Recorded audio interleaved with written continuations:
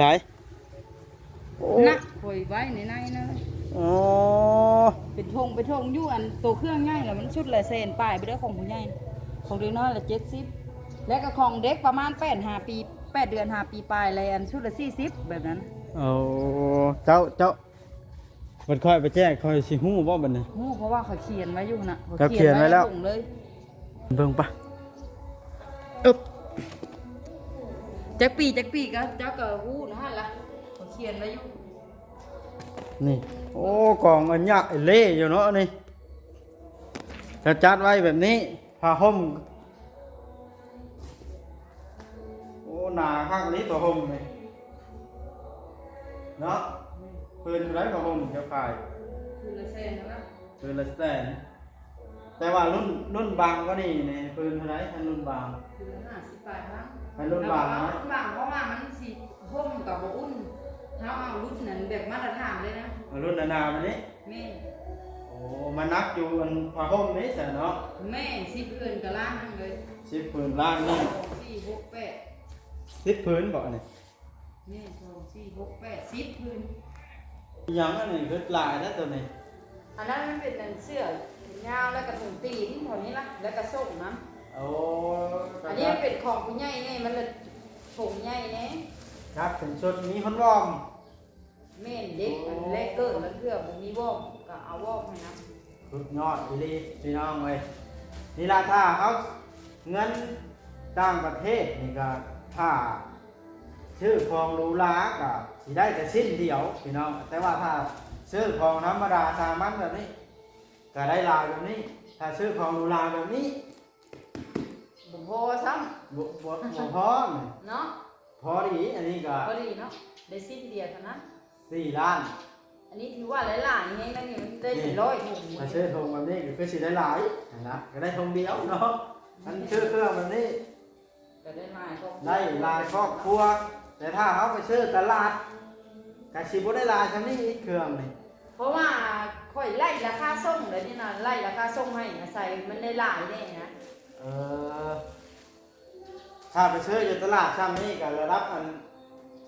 200,000สมมุติว่าสุดแขนยาวส่งแขนยาวพร้อม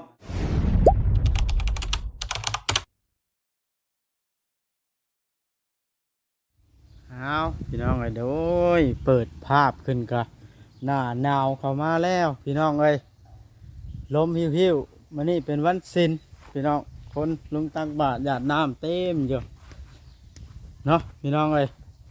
เบาลิเพิ่นเมื่อนั่นพี่น้องเอ้ยเฮารถเข้าไว้ห้องเพิ่น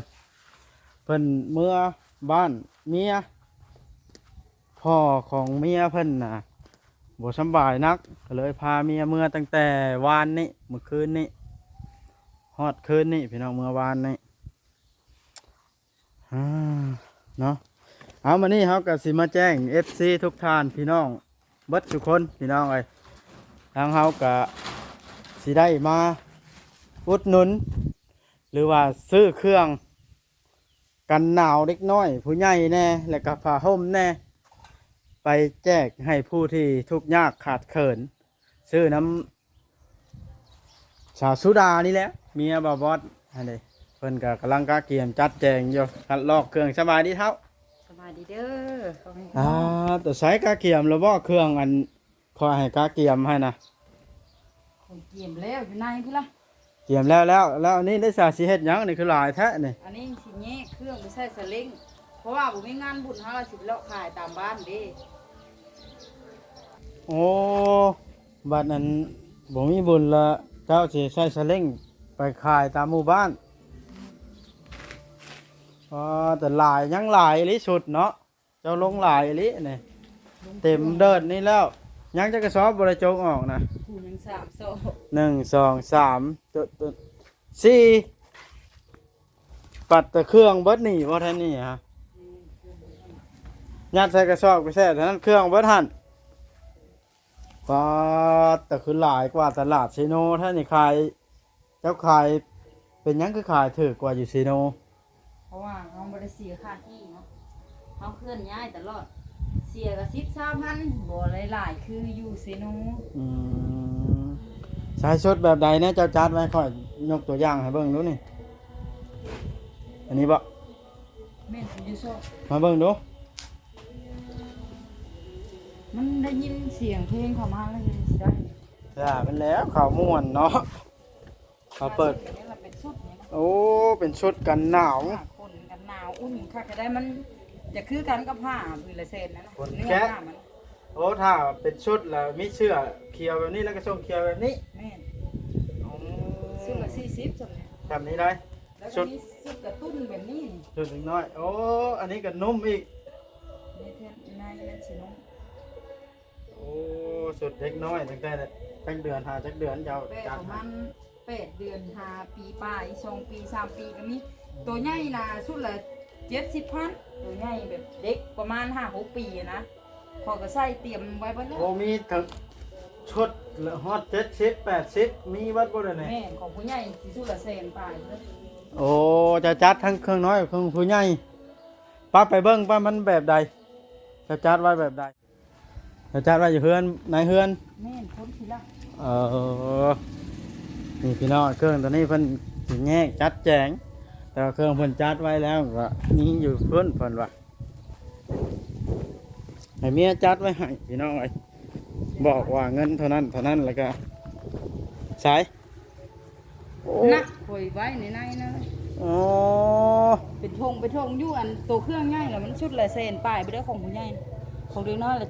70และก็ของเด็กประมาณ8 ปี8 เดือน5 ปีปลายอะไรอันชุดละ40แบบนั้น เอาเจ้า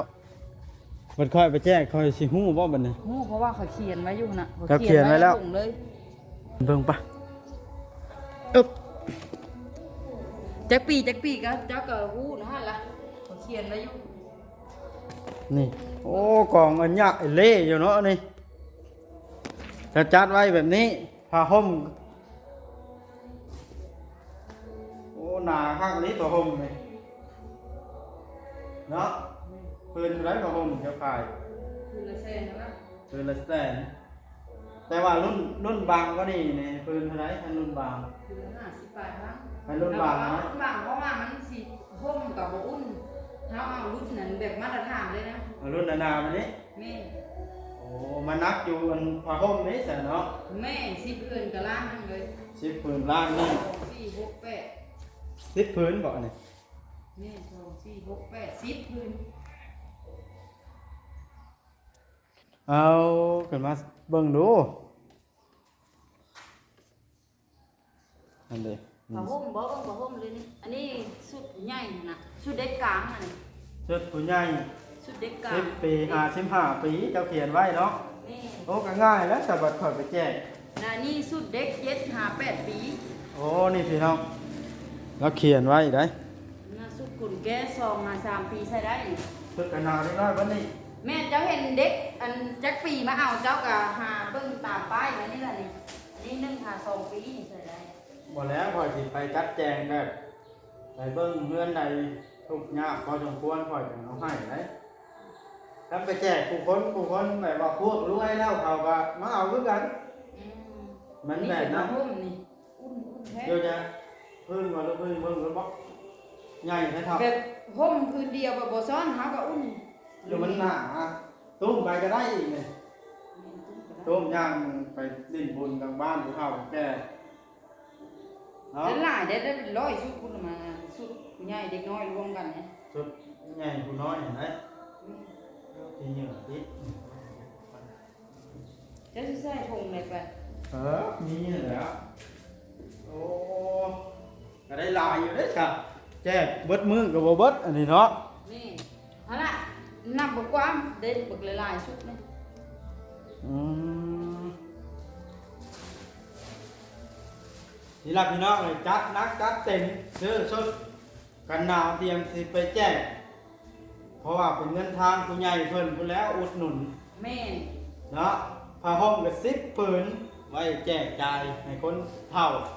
หรือว่าผู้ที่เพิ่นหนาวและผู้เฒ่าเนาะมันเป็นภัยบอลที่ทุกข์ยากอะนะเฒ่า ได้เพิ่นสิดีใจเนาะ แต่เพิ่นสิดีใจ ใส่ จริง ผู้เพิ่นบริจาคก็ โอ้ สิ แปด 8 เดือน6 เดือน แปดเดือนหา ปีปลายเขาเขียนไว้ แม่ โอ้เราจัดเป็นชุดไว้เลย แม่ รวมวัดทั้งผ้าทั้งชุดนี่บ วัดเท่าไร เดี๋ยวชุดนี้เคยรวมเบิ่งนะเบิด3 ล้านป่ายนะ4 ล้านนะจะเรียกแล้ว5 ล้านตรงนี้ โอ้ เพราะว่าอันตัวพูดนั้นร้านนั้นเพิ่นให้ค่าน้ำมันเนาะทางเอื้อยมีเอื้อยเรียน ไม่ใช่ เอื้อยหยังนี่ก็ ไม่จุลี่นะ แม่เอื้อยทุลีแน่แล้วก็อ้ายสุประดิษฐ์แน่เนาะ แม่ไม่จุลี่เนี่ยเพิ่นให้ซื้อเครื่องล่ะให้ชมบดิษฐ์แล้วเพิ่นให้ใช้น้ำมันแน่เพราะว่ามีสองท่านผู้ใหญ่นะพี่น้องละไม่จุลี่100ให้ชมบดิษฐ์น่ะ 200แต่ว่าเพิ่นให้ซื้อน้ำมันแล้ว เนาะ ส่วนหนึงนะก็เล โดย ย จังใดก็ขอขอบคุณขอบใจอ้ายสุประดิษฐ์กับเอื้อยจุลีหลายๆเด้อที่ฝากเงินมาอุดหนุนน้ำ น้ เนาะ เครื่องเนาะ ก็เอื้อยอยู่ดีมีแรงสุขภาพเข้มแข็งเด้อทางอ้ายสุประดิษฐ์นำเด้อ แล้วก็ไม่จุลี่ แม่น พอห่มนี่แหละผู้เฒ่าเพิ่นสิดีใจเนาะแล้ แม่ วก็ เขา แล้วก็ ดีใจน้ำ คัดสมุดอันเพื่อนได้มีน้อยๆครับ3คนนี่ก็ใหญ่หรือใหญ่หรือน้อยเขาบ่อนกับลูกย่างเฮาก็จัดกันแต่7-8 ปีหาเงินเดือนให้ ให้ แบบ เขา นี้ ก็ นะ เบิ่งตามอายุอันเด็กเรือหลังนั้นนะว่าซะจ้ะ เพราะว่าเขาสิบ่ได้ไปแจ้งมั่วเด้ถ้าแจ้งมั่วนี่ผู้เขาห้ามผู้ที่เขาอันมีอยู่แล้วเขาก็มาเอามันสิเป็นการบริจาคที่บ่ได้บุญเต็มร้อยเนาะอันนี้บริการเพิ่นเต็มร้อยนะนี่พี่น้องบางทงนี่ก็หลายโตแท้นี่ มันสิมีอันนี้แน่นี่ใส่ถุงตีนน้ำถุงเท้านะ อ๋อ ยันเด็กมันหนาวเวลานอนนะ อ๋อเด็กน้อยนะ นี่ เป็นรอบครอบอีหลีพี่น้องเลยกูจัดเครื่องก็ได้นี่ล่ะรอชมคลิปพี่น้องเลยบัดเฮาสิไปแจ้งคลิปเพราะได้พอดีว่าเป้าอีหลีมันเมื่อมันนี่ เนาะ เมื่อบ้านเมีย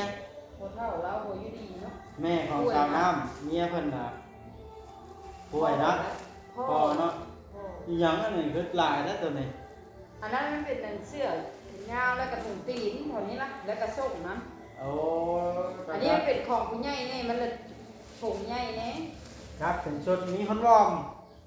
แม่นเด็กมันเล็กเกินแล้วเพื่อบ่มีวอกก็เอาวอกให้นะ สุดยอดอีหลีพี่น้องเลยนี่ล่ะถ้าเขาเงินต่างประเทศนี่ก็ถ้าชื่อของหรูหราก็สิได้แต่สิ้นเดียวพี่น้องแต่ว่าถ้าซื้อของธรรมดาสามัญแบบนี้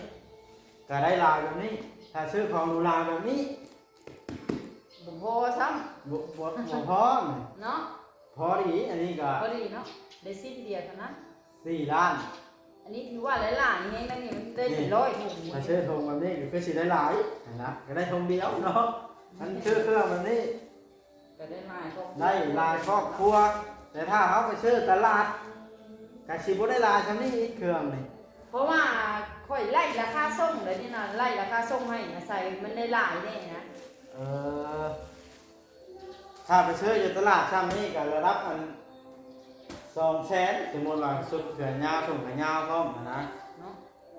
มันได้สิเบิดหลาย ตัวละแสนหมดแล้วเนาะ สิได้วัง10ชาวพงนี่แล้วอันนั้นเนาะนี่เป็น100พงพุ่นมานี่ อันนี้เป็นของห้ามเลยนะไล่ราคาส่งให้เลยนะ ตามคน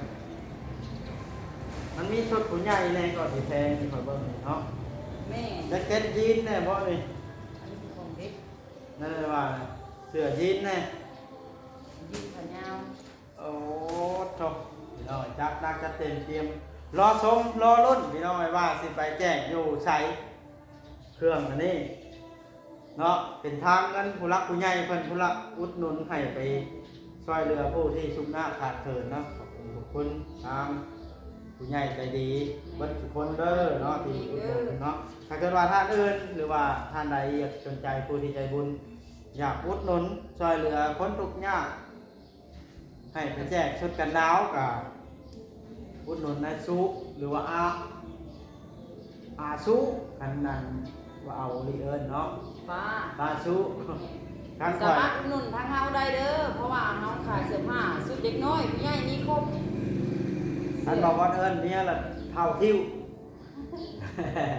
แต่โอเคว่าจะไปจัดเครื่องก่อนเด้อ เออ จัด ไป เครื่องเอาไปขายใส่สลิปไปขายบ่มีเฮา นี่พี่น้องวันนี้ครับก็ได้ซื้อเครื่องโซ ช่วยเมียไปเตรียมห้อยแล้วแล้วเขาสิเก็บใส่ถุงไว้เตรียมไปแจกพี่น้องไปมื้ออันเบาดิมาเลยไปมื้อหนึงก่อนมื้ออื่นบอกเพิ่นว่าเพิ่นสิมาหรือมาฮื้อจังสิพาไปเพราะว่าเบาดิเพิ่นก็มีเด้พี่น้องเอ้ยเพิ่นมีชุดของกินน่ะมีเป็นไข่ขนมมื้อต้มเพราะว่าไปเวลาเขามารับเสื้อผ้าล่ะเด็กน้อยเขาบ่ได้อยากได้บันไดได้อันของที่อันบ่ได้กินเขาเอาปัจจุบันได้เด็กน้อยแต่ว่าเขาก็ดีใจแล้วทางดีใจได้ชุดใหม่แต่ว่าเฮ็ดให้เขาดีใจเพิ่มคูณทวีขึ้นได้ทั้งของกินทั้งเครื่องมือนุ่งนะมันก็เลยสิภูมิใจในหันเด็กน้อยผู้ใหญ่เพิ่นก็เพิ่นน่าสิภูมิใจเพิ่นก็จะเห็นภาพนั้นเบิ่งนี่เนาะพี่น้องเพิ่นจึงได้อุดหนุนกันเข้ามาโอ้ได้ถ้าเก็บใส่ถุงนี่เต็มถุงแทรกใหญ่นั่นแหละพี่น้องนี่เด้เต็มถุงแทรกใหญ่นั่นแหละผ้าก็มันใหญ่มันหนารุ่นบางก็มีเพิ่นละ50รุ่นบางๆแต่ว่าอันนี้มันอาศัยห่มแบบห่มแล้วออกฮ้อนรถนะพี่น้องเลยกาว่าห่มแล้วคุ้มเลย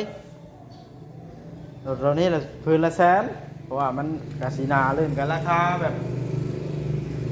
ของแท้เด้สุดขนแกะแตะเบิ่งยังออกฮ้อนแล้วพี่น้องหนาวนะโอ้รู้สึกมันภูมิใจและก็ดีใจที่สิได้ไปช่วยผู้ที่ทุกข์ยากนั่นเด้เรากำลังจัดชุดอยู่หลังบ้านห้องเก็บรถเฮาเก็บเครื่องของเตรียมขาย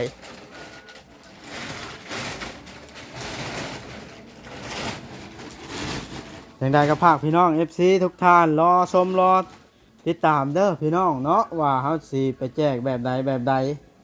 เป็นกำลังใจกดไลค์กดแชร์ให้หน่อยเด้อพี่น้องเด้อเนาะเฮาก็มีรถแล้วเฮาก็ง่ายไปแจกก็ได้ไกลก็พี่น้องเอ้ยรถเฮาเอาเข้าห้องเว้าลิบ่อยู่พอดีว่าห้องนี้มีจัดเครื่องของอ้าวพี่น้องเอ้ยได้ห้องกับลูกชายนอนอันนี้พ่อกับแม่ได้ทุนได้ฮ้อนเฮาสิเฮ็ดห้องเพราะว่าลูกกันใหญ่ขึ้นเฮ็ดให้มันหลายห้องกับ2ห้องพ่อแม่แน่ลูกแน่ลูกกับ2คนเด้พี่น้องเอ้ย